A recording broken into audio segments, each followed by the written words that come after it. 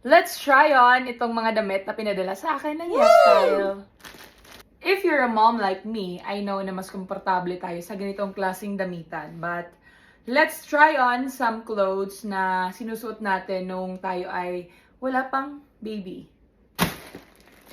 Ito pala ay pinadala sa akin ng YesStyle. Matagal na to na pinadala sa akin. At ngayon lang ako nagkaroon ng chance na makapag-film with these items na pinadala sa akin. So, let's go on and try this. Not sure sa sizes kasi since nanganak ako, iba na yung size ko. But, yeah. Let's try. Ito lang naman, 4 lang siya. Let's try this first. Tingnan natin ito. Nakalimutan ko na kung ano yung mga pinili ko. Pero, dahil sa sobrang tagal na nito, nakalimutan ko na. And this is how it looks like. Wow, I like it. Mukhang kasya talaga mga langga kasi malaki na yung size na to. Next one is this one. Tingnan natin. Ipad pala. Nabuksan ko na pala ito kanina. So, ito yung pangalawa.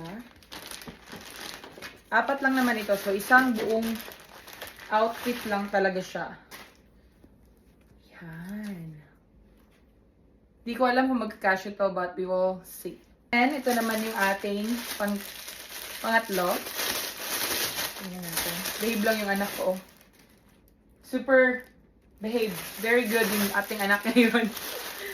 Right. Ay, perfect ito mga langga. Ayan o.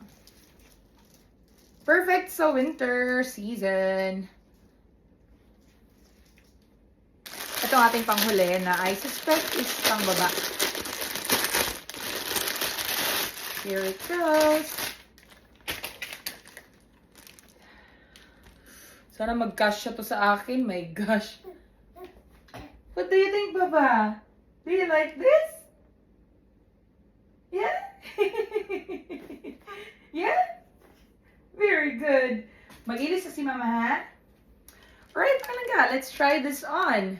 I'm gonna put the jeans on first.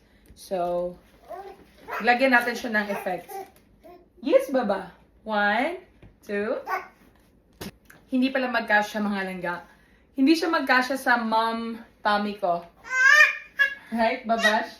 Yeah, hindi magkasya na. So, let's just wear another one, okay? So, hindi siya magkasya kaya nagsuot na lang ako ng ibang pants, which is my pants. Para lang masuot natin itong mga damit. Ayan. Right? Let's wind. Ayan. As you can see mga langga, I gained a lot of weight since nanganak ako kay Bibian. Hindi ko pa siya natatanggal sa aking katawan. Looks nice. Medyo see-through. Hindi siya medyo see-through. Talaga siya.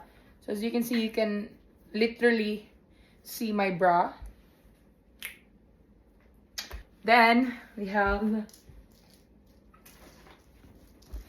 the jacket. So, let's put it on. Ayan. So, here's the top with the jacket on. Gusto ko ang itsura nito pero mas bagay siguro ito kung nagkasya yung aking pants na in-order. Pero maayos din naman siyang tingnan using this pant.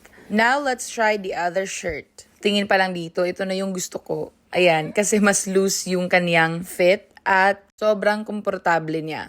Napakadali lang kasing magpadede ng anak kapag loose yung damit mo.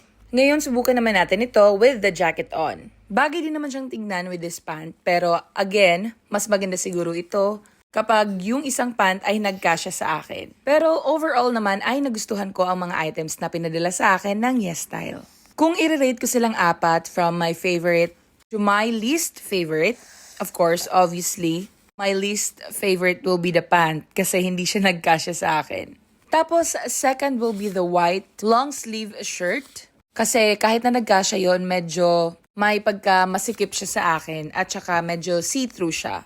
Tapos, my second favorite one will be itong gray na shirt. At syempre, ang number 1 sa akin sa outfit na ito ay ang jacket. Number 1 ito sa akin dahil kahit na anong suotin mo, babagay dito.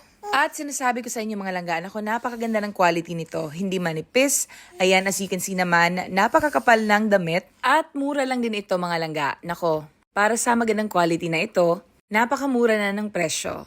Anyway, ilalagay ko naman sa description box yung mga link ng mga items na ito sa YesStyle. Dahil baka meron kayong nagustuhan at para madali nyo na lang din hanapin sa YesStyle. So, ayun lang. Maliban sa pant, nako, I love all of these items. And I will definitely wear this. Anyway, thanks for watching. Bye!